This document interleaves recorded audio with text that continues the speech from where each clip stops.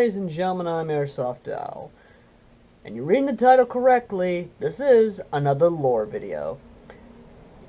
Now, for those of you who have actually been paying attention to the actual overarching story and the actual storyline, as well as knowing that each one will be an episode and or chapter in the anime and manga adaptations of the story, you guys have been pretty clever in figuring out what will probably happen next as a military action or as a political action. And I commend you for it. Good job. So, the question now comes down to this. What's going to happen next? Well, a lot of you have nailed it on the head. A lot of you have actually, after of course reading the post and of course catching on with the story, a lot of you have said this is going to be like the McAfee SOG formation during the Vietnam War. Now, for those of you who don't know, the McAfee SOG, or SOG as they're very well known, especially the company, was a military unit as well as military special operations with the United States Army that was created during the Vietnam War when the CIA fucked up. And I mean that heavily. Because for anyone who actually has any brain cells or actually pays attention, the CIA conducted a lot of shady stuff during the Vietnam War. Or conflict or police action, whichever one you will go with. But I'm going to go with my grandfather's version of it and go with the Vietnam War, because it was a war for him. Now, during the Vietnam War, the CIA conducted a lot of black ops operations, as well as a lot of shady things that we should probably look into, and probably get in the light. Because everything was done in the reason of fighting the commies, and the communists, and... Oy vey. But in 63, which, of course, I will go ahead and insert the clip of Wood's basic summarization, and I will come in with my summarization right here. Back in 64, the CIA gave up control of covert operations in Southeast Asia, handed it over to the U.S. military. From that, McAfee SOG was born. Now, aside from being a base for the Marine Corps, K-Sign is our launching point for all cross-border activities, mostly Laos and Cambodia. Missions are S&D, sabotage, black propaganda, strategic recon, POW rescue. Since that's what it is. Now, a lot of you know I love satire, and you know that the story is basically satirizing human conflict as well as human nature. So, the question comes, a lot of you have already answered the question, but I'm going to propose, that I'm going to go ahead and go right there. What happens now when a special operations group, or even a black operations group, or even a off-the-books operation group messes up and military has to come in? That's what it is. The military comes in. They basically come in because of a few things.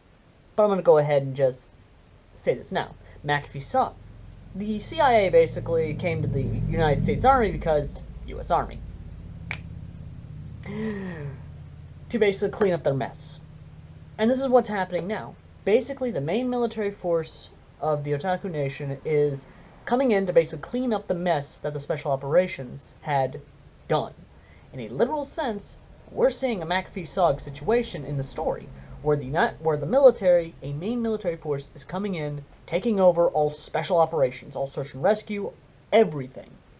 Because the directives, well, the direct figureheads for the special operations group that was now connected to the main military messed up in a assassination attempt of a mercenary leader of a mercenary group, and as such now has basically lost all control of this, and now all control of any future special operations goes to the main military.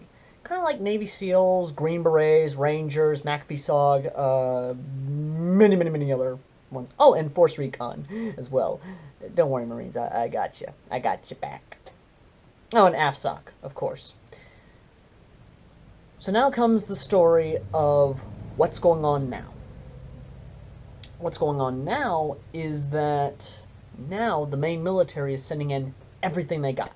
They're basically going in to capture and or kill the main leader, the basic figurehead of this mercenary group, to try and take him out, or at least get him for information as to who hired the group, what's going on in the region, are there any more mercenary groups in the region, anything like that.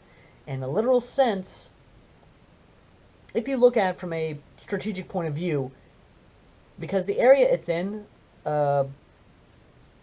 is literally an area of key interest because of three factors. The area that the operation is going to take place is a very key figurehead. It is a very important area to take over for any other future operations. Two, the facility that it is very vital for information gathering as well as ammunition, weaponry. What kind of training were they giving to the religious states? What was happening before any of the forces came into the area? And then thirdly, vital intelligence. The vital intelligence is what is needed here. Because before anything, and we have seen this time and time again in human history, even Sun Tzu has relucted on this, or even commented on this.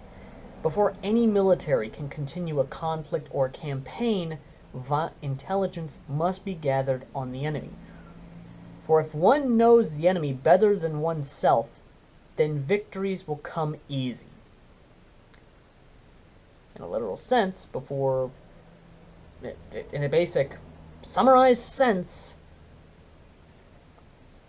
if a mercenary leader or any kind of vital intelligence is gathered or captured during the massive military operation and massive military attack, which in a way is similar to a blitzkrieg, then and only then will this campaign against the religious states continue on any further, deeper into their territory.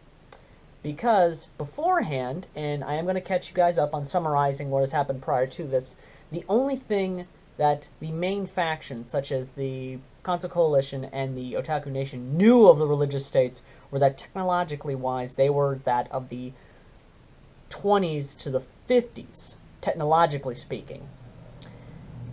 And their tactics were that of World War II to prior to the Y2K incident.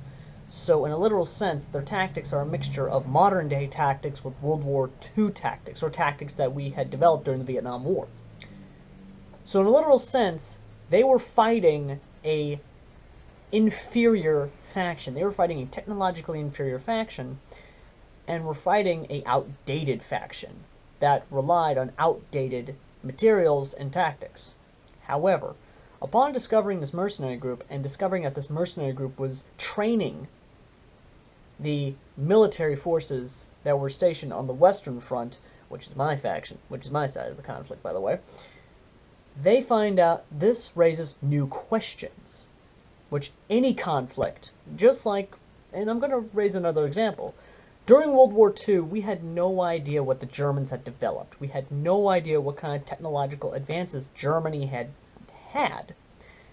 So when we find out that the Germans had jet fighters and they had advanced technology, this kind of raised a whole new level of questions and a whole new level for a ball game of basically, how are we going to fight this? Same thing with World War I or any conflict of the era. If any kind of new technological technique or strategic dilemmas come about during a conflict, then that is something that the opposing force or even the invading forces must try to, well, in a literal sense, must try to overcome. And you guys can give your bits of fun facts in the comments section down below as well, because this is open for everyone to basically have fun with, because, you know what, I'm kind of like that. So, as I was saying beforehand, now raises a whole new question. How many frontline forces have been trained by these mercenaries in the new tactics and modern tactics? Where do these mercenaries come from? How were they trained? What kind of training did the mercenaries go through? How much damage have these mercenaries caused? And how far will it go? In a literal sense. But that, my friends, is a question, answer, and story for another day. Thank you guys for watching. As always, I've been AirsoftAl, and if you like this video, please give it a like. If you want to see more lore videos and kind of keep along with the story, subscribe. And if you have your own tidbits and fun facts, or you want to give your own information and speculation as to what's going to happen next, please say so in the comment section down below, or message me. Always, guys, I will see you in the front lines. Until next time.